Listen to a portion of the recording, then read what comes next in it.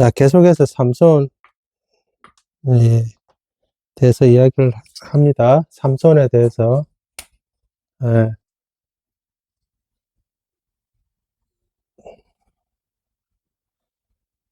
자, 오늘은, 삼손이 이제 활약을 하는데, 자, 삼손에 대해서 잠깐만 보도록 하겠습니다. 삼손은, 특별히 사사들 중에서 우리가 생각하는 삼손의 이미지를 생각하면 힘이 센 삼손, 장사, 이렇게 해가지고 힘과 막 힘의 상징으로 이렇게 나옵니다. 그래서 삼손이 아주 덩치가 크고 막 장대하고 이렇게 될 거다고 생각을 하고 있습니다. 근데 정확하게 삼손이 얼마나 덩치가 큰지는 잘 몰라요. 일반인들 정도 될 수도 있고 아주 클 수도 있는데 그거는 힘이 센 것은 분명히 하나님의 능력, 그러니까 성령님이 영이 임하셔서 그렇게 하신 것은 분명합니다. 그런데 힘이 센 게 또 하나 어떻게 우리가 인식하고 있냐면 삼손에 대해서 힘이 세니까 소위 말해서 무식할 것이다. 지혜가 없을 것이다. 지혜와는 관계가 없는 사람. 삼손은 오직 힘만 있는 사람. 지혜는 관계없고 오직 힘만 있는 사람. 그래서 삼손을 보면 제일 약한 게 여자다. 여자에게 제일 약하다. 힘이 세서 여자에게 제일 약하다. 그래서 여자와 관련된 게 계속 나오고 있고, 지혜도 없고 무식하고, 그 나중에 결국은 눈이 뽑혀가지고, 이제, 다곤 신상 두 기둥을 이제 무너뜨려가지고, 그렇게 해서 최후를 맞이하게 된, 힘만 세고, 소위 말해서 실패한 사사. 실패한 사사로 이렇게 많이 알려져 있습니다. 삼손은, 네, 그렇게 돼 있는데, 그런데 삼손을 잘 보면, 삼손이, 실패했다고는 보여지지가 않는 부분들이 너무나 많습니다. 제일 중요한 것은 삼손은 첫 번째, 하나님의 영이 항상 함께 했던 사람입니다. 하나님의 영이 항상 함께 했던 사람이기 때문에, 실패했다고 이렇게 보여지기는 없습니다. 물론, 그 여자로 인해서 많은 어려움을 겪기도 합니다. 그런데 이거는 그냥 했다기보다도 뭔가 의도를 가지고 삼손이 접근했고, 그에 따라서 좀 그가 실수하고 또 컨트롤을 못한 부분은 분명히 있지만은 꼭 실패했다고 볼 수도 없다는 것입니다. 삼손은 분명히 사사이고 하나님의 영이 임하였고, 그리고 그의 첫 번째 행동과 의도는 분명하게 하나님의 그 인도를 받아서 했다라는 것을 보여줍니다. 삼손이 제가 볼 때는 예수님과 많은 부분에서 이제 일치한다라고 생각합니다. 예수님과 많이 일치하는 부분, 삼손은. 그래서 삼손이 다른 사사들과는 좀 다른 점이 있다면 삼손에게는 자기를 따르는 사람이 없었어요. 혼자 활동했던 사사입니다. 혼자서 활동했어요. 다른 사사들은 막 자기를 따르는 사람이 있었어요. 기도원도 300용사가 있었고, 같이 이렇게 따르고 이렇게 했는데, 삼손은 혼자서 거의 뭐 독불장군처럼 그렇게 했는데, 예수님도 역시 마찬가지로, 물론 12제자들이 있었지만, 12제자들이 결국은 예수님이 십자가, 못 박히실 때 다 도망가 버리고, 여성들만 남아있는 모습을 볼 수 있죠. 그래서 그런 부분들, 그리고 비참하게 최후를 맞이하고, 그런데 자기가 죽으면서 또 그 원수를 갖게 되는 그런 것들도, 그 죽음으로 말미암아 그의 사역을 완성하는 그런 모습도, 예수님도 역시 마찬가지로 그 죽음으로 말미암아 사역을 완성하는 분.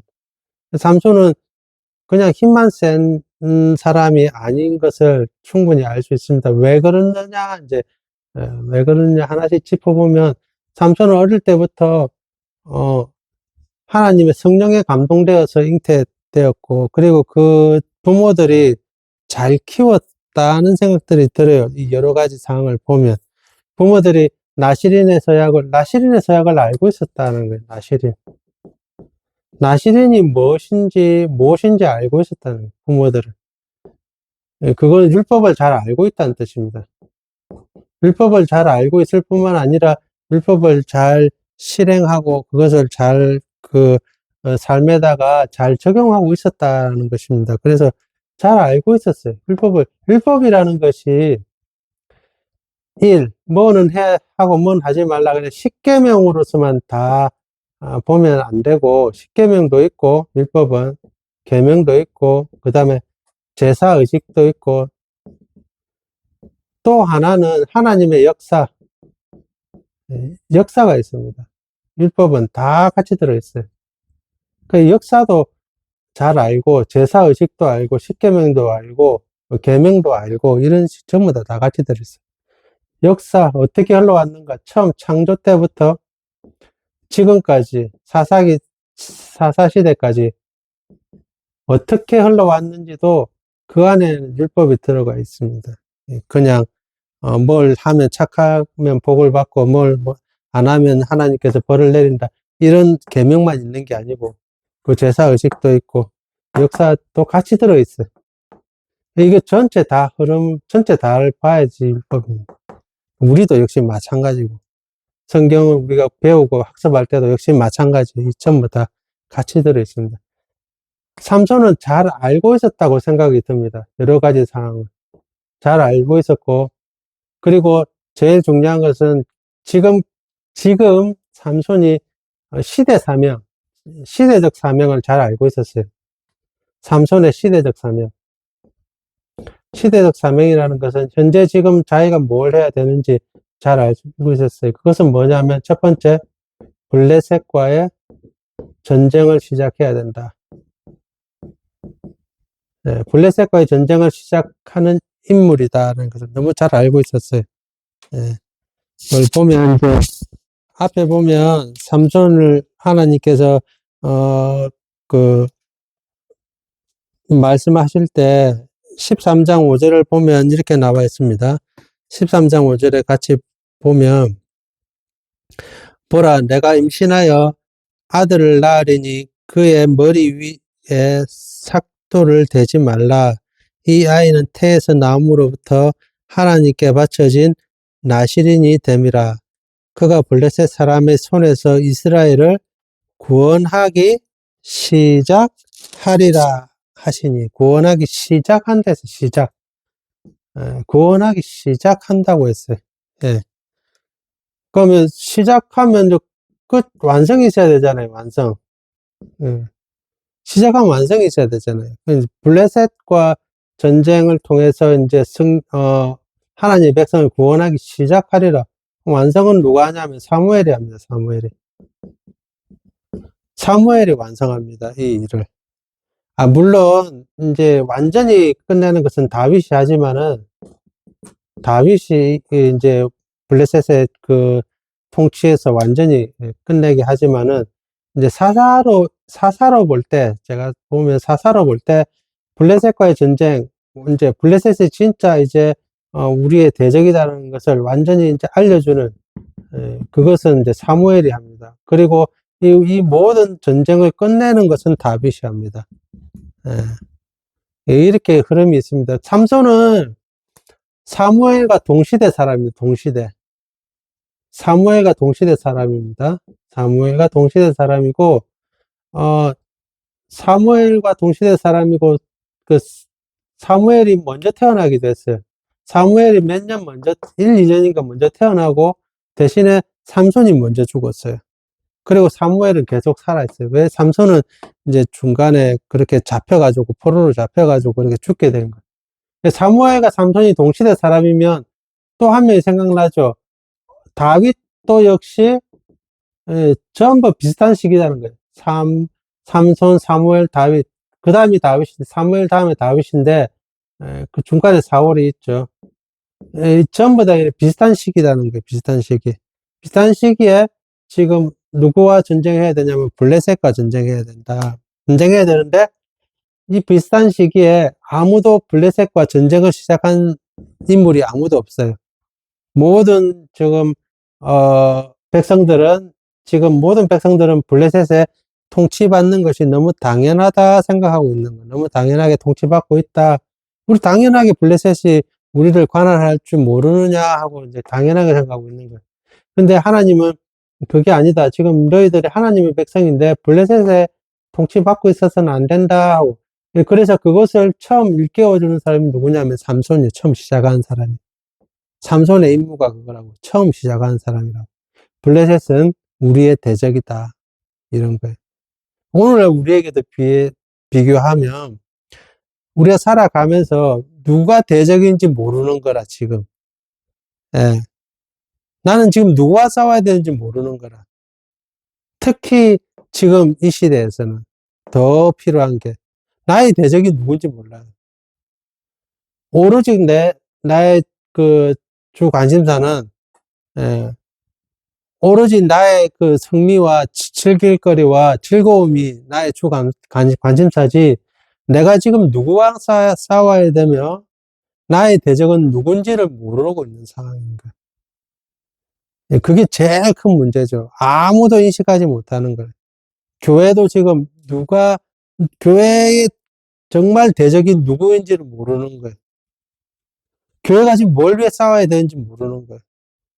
진짜 누가 교회를 핍박하는지 모르는 거예요. 예. 그게 제일 큰 문제라는 겁니다. 그것을 만약에 건드렸을 때, 삼손이 그것을 건드렸죠. 블레셋과 전쟁 시작해야 된다, 이렇게 하니까, 다른 백성들은, 다른 사람들은 말도 안 되는 소리 하지 마라. 블레셋이 지금 우리를 관할하고 있는데, 어, 그들과 싸운다는 게 말이 되느냐, 이렇게 이야기를 하고, 오히려 삼손을 잡아다가 블레셋에게 갖다 바칩니다. 예. 지금 똑같다고 생각합니다. 지금 뭘 싸워야 될지, 우리가 지금 마치 이런 거나 마찬가지입니다. 그런 좀 우화 같은 이야기가 있죠. 개구리를, 어, 따뜻한 물에 이렇게 빠뜨리면 처음에는, 따뜻하니까 가만히 있죠. 그 다음에 계속 열을 주면요. 계속 이렇게, 불을 떼어서 열을 계속 주면, 천천히 이제 온도가 올라가면 나중에는 그냥 죽게 된다고 하는 거죠. 그것처럼 지금 내가, 어떤, 즐거움과 기쁨에 빠져가지고 뭘 해야 될지 모르니까 누가 대적인지 아무도 모르는 상태에 있으니까 그냥, 어, 천천히 이제 열기가 올라가면 그냥 그 안에서 그냥 빠져 죽는 거예요. 그것을 삼손이 일깨워 주는 거예요. 우리의 대적은 블레셋이다. 여기서 그냥 빠져서 가만히 있으면 안 된다. 가만히 있으면.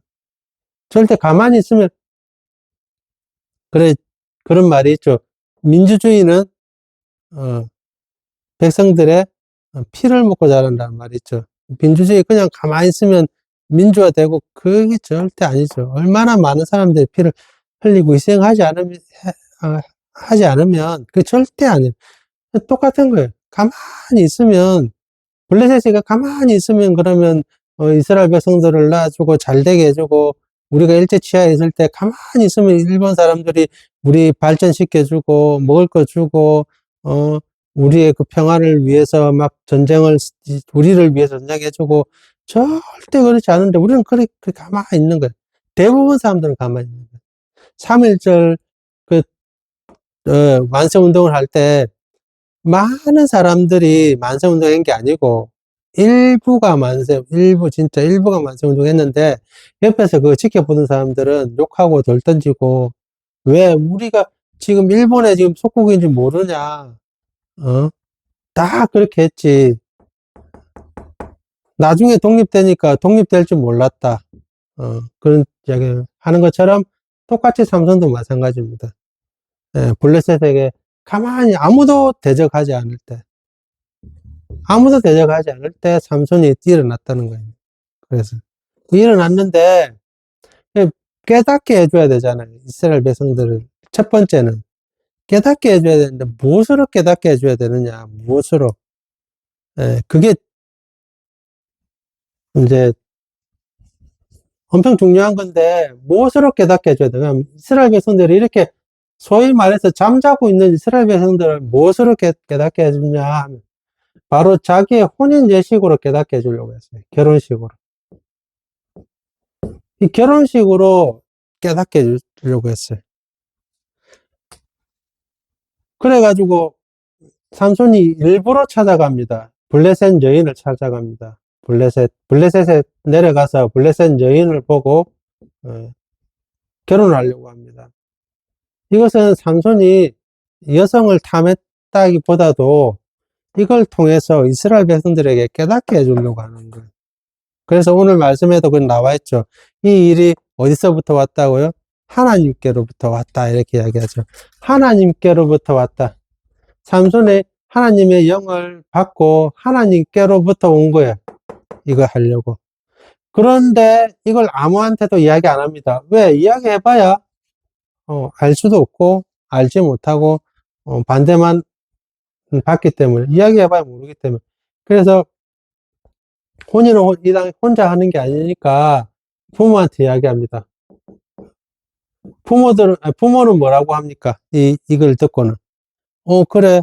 생각 잘했네. 이렇게 하지 않죠. 뭐라고 이야기합니까? 아니, 저 할례 받지 못한 사람하고 왜 결혼하느냐? 너는 또 나실인이고, 우리 그 백성들, 이스라엘 백성들 중에 얼마든지 있는데, 부모는 반대합니다. 부모는, 우리가 제 앞에서 봤듯이, 율법이나 하나님 말씀에 잘 순종하고 있었기 때문에, 너무 잘 알고 있었기 때문에, 부모의 반대는 너무나 당연합니다. 부모가 반대합니다. 부모가. 반대는 너무나 당연합니다. 당연한데, 반대하고, 어떻게 합니까? 절대 못 해준다, 이렇게 하는 게 아니고, 모르지만은, 이해가, 반대하죠. 당연히 반대하죠. 율법에 안 맞다고 당연히 반대하죠. 모르지만 어떻게 합니까? 내려가서 그 여인을 받아들입니다. 모르지만은 받아들입니다. 왜? 삼손을 믿고 있었다는 거죠. 모르지만은. 분명히 율법에 반하는 것은 분명히 알고 있습니다. 그래서 네가 알고 있느냐 모르고 있느냐를 또 이야기했겠죠. 삼손은 끝까지 고집하니까 부모는 뭔지 모르지만은 그래도 거기서 결혼식을 이제 치러주려고 합니다. 그 부모가 이 도리를 저는 참 잘했다고 생각을 합니다. 뭡니까?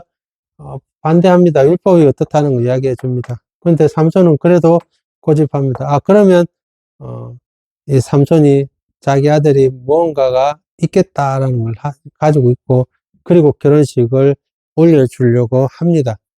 이게 엄청 부모가 지혜롭게 지금 행동하고 있는 거죠. 예, 이렇게 해서 삼손이 나실인의 법을 어겼다. 나실인 율법을 어겼다. 삼손은 이것부터가 지금 잘못되어 있다. 삼손은 이것부터 생각이 없는 사람이다. 사사로서 뿐만 아니라 이스라엘 백성으로서 삼손은 이렇게 타락했다. 저는 그렇게 안 봅니다. 왜 그렇게 안 보냐면 이거는 분명히 하나님으로부터 왔다고 이야기합니다. 그러면 삼손이 혼인 예식을 하려고 하는 것은 여인을 지금 한 명 취하려고 하는 문제가 아니라는 것입니다. 삼손은 지금 어떤 입장에서 시작하냐면 사사입니다. 사사는 어떤 사람이냐면, 사사는 다른 말로 하면 기름 부음 받은 사람입니다. 기름 부음 받은 사람이에요. 기름 부음 받은 사람을 다른 말로 하면 메시아라고 합니다. 메시아. 구원자, 메시아. 기름 부음 받은 사람입니다. 사사는. 지금 이 입장에서 하는 거예요. 개인적인 입장에서 하는 게 아니에요. 개인적인 입장에서 하면 여인을 누굴 만나고 어떻게 하고 그런 것들에 대해서는 성경에서 말할 이유가 없죠. 이 사람은 분명히, 왜냐하면 하나님의 영을 받고 이렇게 지금 하고 있습니다.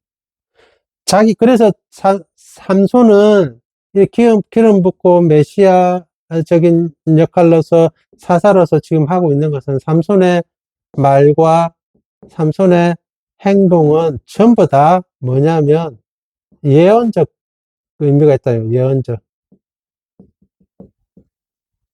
의미를 가지고 있습니다. 삼손의 말과 행동은 전부 다. 그래서 말과 행동을 그냥 행동했다, 그냥 말했다고 보면 안 되고, 전부 다 같은 의미입니다.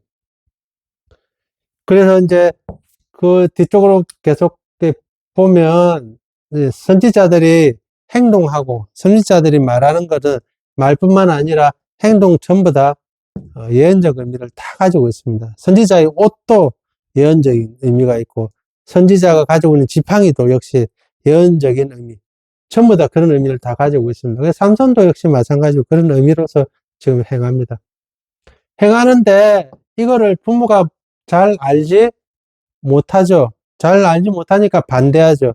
반대하지만 완전히 반대하는 게 아니고 이야기를 하죠. 근데 삼손이 안 받아들이고 계속 하니까 그걸 수용합니다. 수용한다고요. 예. 왜 수용하냐면 모르니까 삼손이 삼손에게 임하신 하나님의 영이 있고 삼손이 어떻게 태어난지를 알고 있으니까 이거 받아들인다고요. 받아들이는데 다 받아들이고 이러지는 않습니다. 그러니까 가족이라고 하면 정확하게 이렇게 잘 모르면 어떻게 해야 됩니까? 모르면 내가 모르잖아요. 그럼 어떻게 해야 됩니까? 모르면 어떻게 해야 되냐고요. 삼손을 믿는 것처럼. 자, 예수님도 있죠. 예수님의 동생들이 있었습니다. 동생들이 한 5명 정도 있었습니다. 정확하게 모르지만은. 5명 정도 동생이 있었는데, 예수님이 사역을 시작했을 때, 예수님이 메시아 사역을 시작했을 때, 예수님을 믿은 가족들이 있습니까? 단 한 명도 없습니다. 단 한 명도 없다고요. 예수님이 사역을 시작했을 때, 예수님의 가족들은 단 한 명도 안 믿었어요. 그래서 예수님이 사역을 시작할 때, 미친놈이다 해가지고 집에 데리고 가려고 했어요. 어머니랑 저 동생들. 특히 그 중에 야고보는 아주 신실한 사람이에요. 야고보. 정말 신실한 사람이에요. 야고보는 다른 사람들이 보면 예수님보다 더 신실한 사람이에요. 야고보는. 율법으로 정말 완벽한 사람. 그 야고보가 볼 때 예수님은 율법을 지키는 사람입니까? 파괴하는 사람입니까? 파괴하는 사람이라. 야고보가 볼 때는 예수님이 완전 율법을 파괴하는 사람이라. 데리고 가려고 했어요. 절대 안 믿었어요. 끝까지 안 믿었어요. 언제 믿었느냐? 예수님이 죽고 부활하신 모습을 보고 난 다음에 믿었어요. 그리고는 완전히 교회에 헌신했어요. 완전히 그때부터 교회에 헌신해서 야고보는 우리가 아는 야고보서 그 저자가 됩니다. 예. 그 똑같은 거예요. 삼손의 부모나, 가족은 뭐, 어떻게 했겠느냐. 부모가 왜 반대를 합니다. 반대하지만 근데 부모는 끝까지 반대하는 것이 아니라, 삼손이 결혼식 하려고 했을 때, 그래, 나중에는 이제 허락하고 여인을 데려와서 결혼식을 열어줍니다. 혼인잔치를 열어주는데. 자, 여기서 중요한 것은, 삼손이 왜 굳이 혼인잔치를 하고 결혼식을 하려고 했을까가 더 중요합니다. 무슨 의도가 있을까? 이게 더 중요합니다. 그냥 한 여인을 이렇게, 어, 데려오려고 하는 그런 의미보다도 더 큰 의미가 있었다는 거죠. 그게 무엇일까? 라는 것입니다. 이 결혼식은 결혼 예식이라고 했죠. 결혼식은, 가장 오래된 예식입니다. 제사보다 더 오래된 예식입니다. 제사보다 제일 먼저 있었던 예식이 뭐냐면 결혼식입니다. 제사는 죄를 범죄하고 난 다음에 일어난 거고, 범죄하기 전에 첫 번째 예식이 뭐냐면 결혼식입니다. 결혼식. 범죄하기 전부터 있었던 거예요. 이게 뭐냐면 언약식입니다. 언약식. 언약이라고. 언약이라고. 아담과 하와.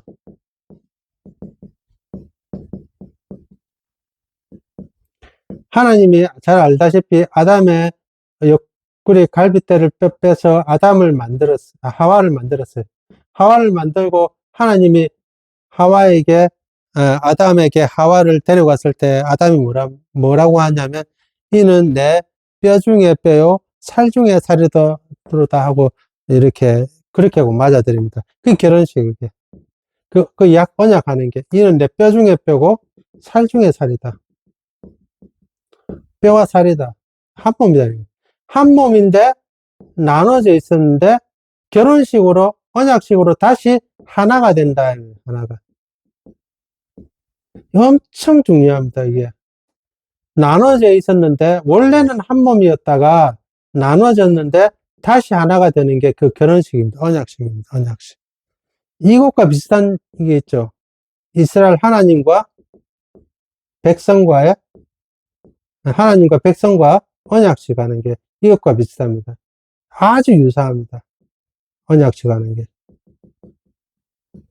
하나가 됩니다. 하나님과 백성이 하나입니다. 그래서 하나님 뭐라 합니까? 내 백성을 건드리는 자는 내 눈동자를 찌른 자와 마찬가지다. 이렇게 이야기합니다.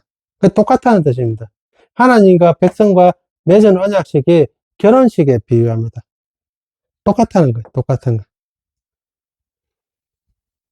그러니까 지금 결혼식을 하는 것은 지금 뭘 보여주냐면, 그것도 뭘 보여주냐면, 이방 여인과 지금 결혼식을 하려고 합니다. 합니다. 했고, 실제로. 이방 여인과. 그러니까 하나님의 백성과 이방인과, 하나님 백성과 이방인과 결혼식 합니다. 예. 안 되죠.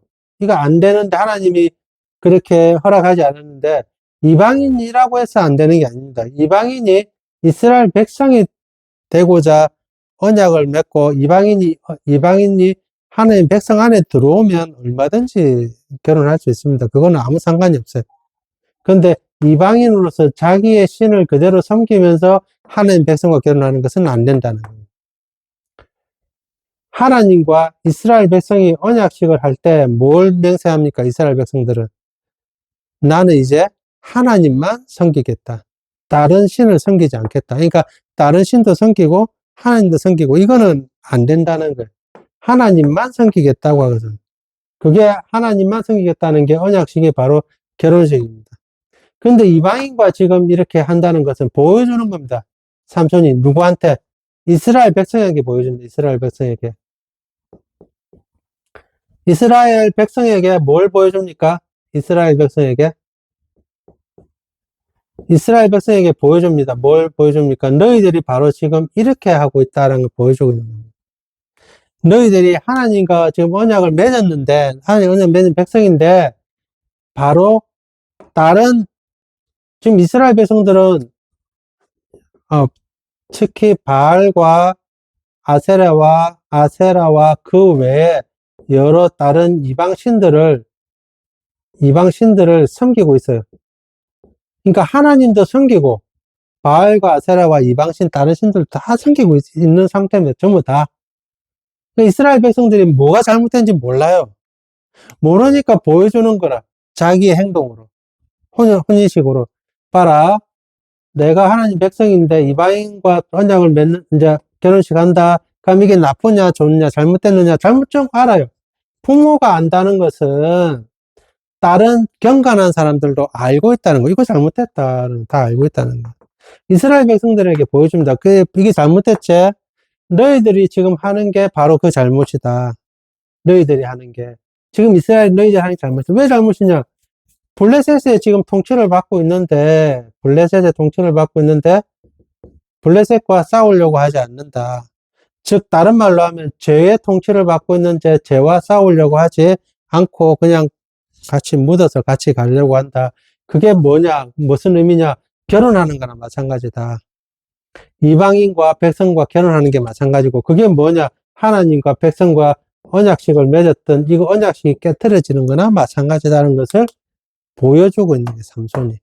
그 몸소 보여주고 있는 거예요. 몸으로 보여주고 있는 거예요. 그러면 이스라엘 백성들이 이거 보고 어떻게 해야 됩니까?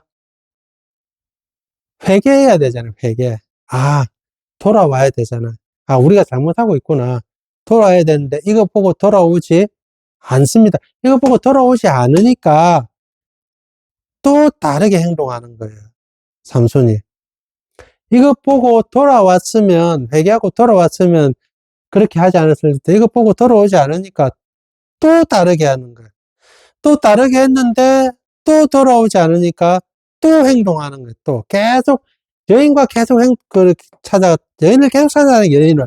왜 여인을 찾아다니냐면, 그런 의미들이 아주 강하게 있는 거예요. 여인을 왜 자꾸 찾아다니냐면, 혼인 관계나 마찬가지고, 이런 관계나 마찬가지다. 지금 소위 말해서 언약식을 깨뜨린 거예요. 지금 언약식을 깼잖아요. 언약을 깼다는 게 뭐냐면, 하나님과 백성과의 언약을 깼다는 건 뭐냐면, 하나님을 이스라엘 백성들이 안 믿는 게 아니고, 하나님도 믿는데, 바알도 믿고, 아세라도 믿고, 이방신도 믿고, 여러 신들 다 같이 믿는 게 언약을 깨는 거예요. 내가 예수님 믿었다고 했죠. 나는 예수님 믿는다고 했죠. 그럼 어떻게 해야 됩니까? 이거, 그 전에 했던 거? 안 하잖아요. 그런데, 이거 안 끊잖아요. 이건 안 끊고, 그냥 하나님 플러스 하나님 하잖아요. 그게 잘못됐다는 것을 계속 이야기해 주는데, 그런데 계속 이거 붙들고 있으면 안 된다는 것을 계속 삼손이 보여주는데, 이스라엘 백성들은 그걸 깨닫지 못하고 있는 거예요. 그러니까, 이제 그렇게 하다가 삼손 자기도 멸망하고, 이스라엘도 멸망하고, 다 멸망하게 되는 그런 상황이 나오는 거예요. 첫 시작이 그렇게, 그래서 여인을 찾아가서 계속해 나갑니다. 잘못됐다는 걸 계속 보여주는 거예요. 왜? 그러니까 예수님도 마찬가지인 거예요. 예수님도 이스라엘 백성들을, 그 다음에 제자들에게 계속 보여주는 거예요. 뭐가 잘못됐는지, 뭐가 맞는지 계속 보여주는데, 그것을 이스라엘 백성들이 받아들입니까? 안 받아들이잖아요. 안 받아들이니까 마지막까지 해서 십자가에 못 박혀 돌아가시는 것까지도 하는데, 이스라엘 백성이 받아들입니까? 안 받아들이잖아요. 그러니까, 마지막까지 가는 거예요. 삼손이 이제 시작하는 거예요, 이제. 블레셋과 전쟁해야 된다. 그게 바로 사사의 역할이다. 계속 하는데, 이제 시작하는 거, 이제 시작하는 거. 삼손이 정말 어려운 일을 시작했어요. 얼마나 어려운 일을 시작했냐면, 아무도 여기에서 문제를 제기하지 한 사람이 없었는데, 삼손이 문제를 제기한 거예요. 자기 목숨을 걸고, 자기 모든 것들을 다 걸고. 그럼 따라줘야 되잖아요. 따라준 사람이 아무도 없는 거야. 아무도 따라준 사람이 없어요. 예. 제일 중요한 게 뭐냐면, 심리학적으로 봐도 제일 중요한 게 뭐냐면, 처음 시작하는 사람도 중요한데, 두 번째, 세 번째 이 사람의 행동과 말을 따라주는 사람이 나와야지 그 일이 폭발하고 이루어집니다. 그렇지 않으면 이건 묻혀버립니다. 삼손이 이렇게 했을 때, 그렇게 하고 죽고 끝나고 말았으면 되는데, 그 다음에 누가 일어납니까? 사무엘이 일어납니다. 사무엘이 또 이야기합니다. 블레셋과 싸워야 된다고. 블레셋과 싸워야 된다 이야기합니다. 그 다음에 사울이 일어났으면 참 좋겠는데, 사울은 참 그렇지 못합니다. 그 다음에 사울을 넘어서 다윗이 일어나서 블레셋과 싸웁니다. 그렇게 해가지고 완성합니다. 하나님이, 이제 누가, 우리의 대적이냐, 그리고 어떻게 싸워야 되느냐 완성합니다. 그 첫 시작이 삼손입니다. 자기의 모든 것을 걸고. 그래서 삼손이 왜 결혼식을 행했느냐, 왜 이방인과 행했느냐, 이 모습이 바로 너희들 이스라엘의 모습이다. 그래서 빨리 해결해야 된다. 돌아와야 된다. 그래서 너희들의 대적은 블레셋이다라는 뜻이에요. 우리를 감싸고 있는 거, 나를 붙들고 있는 게 뭐냐. 그 대적과 싸우지 않으면, 사람이 가만히 놔두면 좋은 쪽으로 가겠습니까? 나쁜 쪽으로 가겠습니까? 당연히 나쁜 쪽으로 갑니다. 범죄는 가르칩니까? 안 가르칩니다. 애들한테 범죄 가르칠 필요가 없습니다. 애들한테는 범죄를 가르치는 것이 아니고 정직과 옳은과 바른, 그런 걸 가르쳐야 됩니다. 범죄는 가르칠 필요 없어요. 왜냐하면 가만히 놔둬도 그거는. 너무 자연스럽게 하는 거예요. 그런데 옳은 일은요, 절대 자연스럽게 안 합니다. 그건 가르쳐야 돼요. 그러면 그거 가면 행하기가 쉽습니까? 안 어렵죠. 그거 행하는 게 얼마나 어려운데요. 어려우니까 포기할 겁니다. 근데 포기하면 보통 사람들이 다 포기하는 거야. 다. 이제 안 된다. 포기하는 거죠. 근데 그렇지 않고 어려우니까 더 하는 사람, 어려우니까 더 힘드니까 더 하는 사람. 그런 사람들이 이걸 깨트려 나가는 거예요. 한 사람이 먼저 깨면 그 다음 사람, 그 다음 사람. 내가 다 할 필요가 없어요. 삼손이 다 한 게 아니고 내가 다 할 필요 없는 거라. 삼손은 처음에 스타트만 해주는 거예요. 정말 어려운 일이죠. 스타트 해주면 그 다음에 그 일을 사무엘이 받고 그 다음에 다윗이 받아가지고 완성합니다. 다윗이 완성합니다. 자기는 시작을 한 거예요. 그거로 끝나는 거예요. 이 삼손은 그래서 제가 볼 때는 최선을 다했고 완성했고 임무를 완성했습니다. 아주 지혜롭고 똑똑한 사람입니다.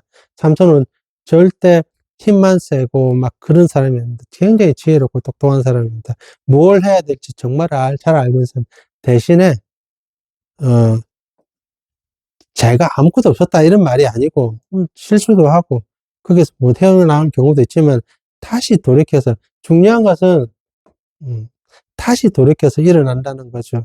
베드로가 왜 그 최고의 제자가 됐습니까?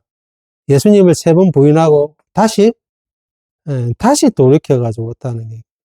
가룟 유다가 왜 실패했습니까? 예수님 팔고 그냥 거기서 스스로 목을 메고 그대로 끝내버리니까 그것으로 그래서 가룟 유다가 욕을 들어먹는 거지. 가룟 유다가 예수님을 팔아서 욕 들어먹었다. 그것도 맞죠. 그럼 예수님을 저주한 베드로는 3번이나 부인하고 저주한 베드로는 욕 들어먹을 행동을 안 했습니까? 분명히 했죠. 근데 어떻게 했다고요? 다시 돌아왔죠. 다시. 중요한 게 그거죠. 삼손도 먹지 마찬가지고 떨어졌다가 다시 돌아왔죠. 왜? 저는 뭐 변명을 하자면 삼손을 변명하자면 충분히 그럴 변명을 할 거리가 있습니다. 왜 그러냐면 아무도 안 도와줘요. 아무도. 가족이고 뭐 아무도 안 도와줘요. 혼자서만 그렇게 혼자서 지리하게 전쟁을 싸우다가 알아주기를 합니까? 삼손이 뭐 이야기하는 걸 들어주기를 합니까? 아무도 안 도와주니까. 누가 들어주냐면 이방 여인이 들어주고 여인이 들어주니까 여인에게 막 이야기하는 그런 실수와 잘못을 하는 경우도 있지만 다시 돌아오는 그게 삼손의 큰 위대한 점이라고 생각합니다. 우리도 마찬가지라고 생각합니다. 나는 삼손처럼 이래 막 해야지 이게 아니고 나는 잘 봐서 그건 대적이 무엇이 우리는 이걸 다 보잖아요. 성경 16권을 다 보잖아요. 그럼 현재 나의 대적이 뭡니까? 나의 대적이 게으름이나 나태함이나 무지함이나 계획 없음이나 미래에 대한 것들을 희망 없음이나 이런 것들도 전부 다 나의 대적이에요. 전부 다. 그럼 그런 것들을 어떻게 극복할 것이냐? 물어보고 성경에다 물어보면 성경에 답이 있다고 하는데 그런 것들이 어떻게 해야 되느냐? 그래서 그것을 그냥 포기하고 안주할 것이 아니라 그러면 이걸 어떻게 해결해야 되는가? 하나님이 무엇을 원하시는가? 나는 그런 부분이 없는가? 하나님을 믿고, 하나님도 믿고, 바알도 믿고, 아세라도 믿고, 이방신도 믿고, 내가 하나님과 언약을 맺었다면 나는 언약을 분명히 깨뜨린 사람이라는 것을 알고 다시 돌아오는 게 예수님이 말하는, 하나님이 늘 말하는 게 뭐냐면 다시 돌아오라는 거죠. 거기서 멸망하지 말고, 멸망의 자리에 있지 말고, 언제나 다시 돌아오라는 것을 늘 하나님이 그렇게 하시는 말씀입니다. 여기까지 하겠습니다.